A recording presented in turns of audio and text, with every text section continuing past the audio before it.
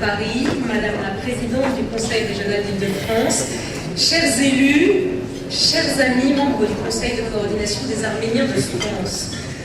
Je suis très honorée, mais aussi, je dois dire, très touchée d'être avec vous ce soir, et même un petit peu intimidée parce que c'est la toute première fois que je prends la parole devant une organisation communautaire, même la mienne, surtout la mienne en fait.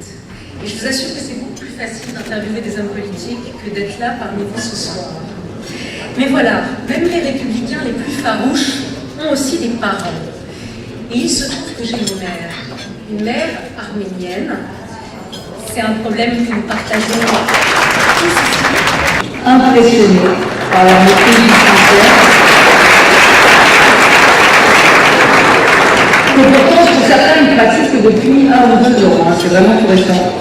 Et il m'a parlé de son projet de déménager dans des locaux qui seraient à la hauteur de nos ambitions pour la francophonie, et il m'a convaincu. Et donc, j'ai le plaisir de vous annoncer ce soir que la région Île-de-France veut aider ce projet. Et pour vous aider à cette belle initiative, je suis prête à mettre 500 000 € sur la table. Et je suis heureuse, vraiment, je vous le dis, de voir ces jeunes, ces visages motivés dans cette école qu'un ami commun, Carlos Moedas, commissaire européen chargé de l'innovation, n'hésite pas à appeler la meilleure école du monde. Cette meilleure école du monde, c'est une école qui est née à Erevan et qui aujourd'hui est ici à Paris, et je veux vous remercier.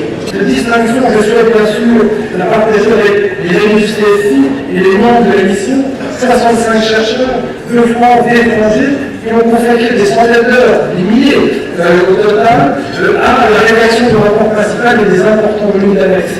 Partager aussi cette distinction avec celles et ceux qui ont accompagné lors des auditions et des rencontres du colloque de l'institution, tous bénévoles, bien sûr.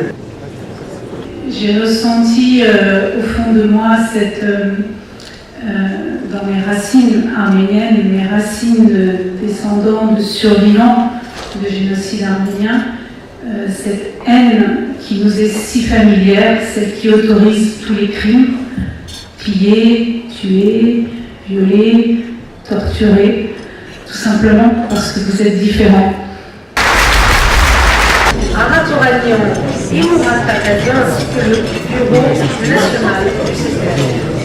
Le panturquisme continue quant à lui à faire florès jusqu'en Azerbaïdjan, dont le président, non content de vouloir mettre l'Artsakh. Alors l'Artsakh, pour ceux qui ne connaissent pas, c'est le nom arménien du Haut-Karabakh. Nous partageons tous dans cette salle les valeurs de la liberté et de la démocratie, du respect des droits de l'homme, du respect des droits des peuples à disposer d'eux-mêmes. Et c'est au nom de ces valeurs, puisqu'ils sont les nôtres, que nous avons pris la défense des Arméniens du Haut-Karabakh. La France, c'est d'abord et avant tout ce pays qui s'est regardé l'histoire en face. Ce pays qui, par la voix de Clémenceau, d'Anatole France, de Jean Jaurès, dénonça parmi les premiers la traque assassine du peuple arménien dans l'Empire ottoman, qui, dès 1915, nomma le génocide pour ce qu'il était. Un crime contre l'humanité et contre la civilisation. Qui, en 2001, à l'issue d'un long combat que vous avez porté ici, l'a reconnu dans la loi. Et qui, comme je m'y étais engagé, fera dans les prochaines semaines du 24 avril une journée nationale de commémoration du génocide. L'histoire des Arméniens de France, c'est tout cela. Ce passé qui oblige, cette dialectique qui nous est imposée, même dans l'ordre des nations, et pas celui qu'on voudrait forcément voir, mais parce que c'est celui avec lequel nous devons faire. Et c'est aussi ce qui structure, nourrit la relation contemporaine entre l'Arménie et la France et notre amitié. Je garde un souvenir très fort, bien sûr, de l'accueil que j'ai reçu en octobre dernier, et je tiendrai parole en effectuant prochainement en Arménie, Madame l'ambassadrice, une visite d'État.